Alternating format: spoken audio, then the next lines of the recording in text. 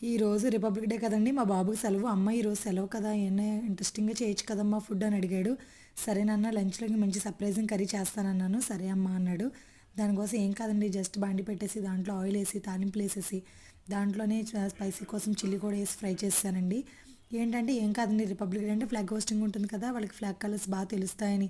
Already తెలుసనుకోండి. కాకపోతే కనిపిస్తూ ఉంటే అదొక ఇంట్రెస్ట్ ఉంటదని చెప్పి ఇలా బీన్స్, క్యారెట్‌తో ఫ్రై చేద్దామని చెప్పి ఇలా చేస్తున్నాను. దానికోసం ముందు బీన్స్‌ని, క్యారెట్‌ని కొంచెం ఉప్పు, పసుపు వేసి ఉడకపెట్టేసుకున్నానండి.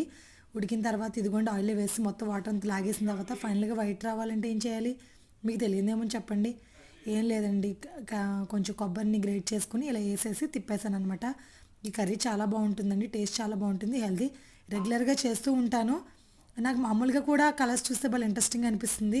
సరే రిపబ్లిక్ డే రోజు చేద్దాం కదా! మళ్ళీ ఇంట్రెస్టింగ్‌గా ఉంటదని ఈరోజే చేశానండి. కర్రీ టేస్ట్ కూడా చాలా బావుంది.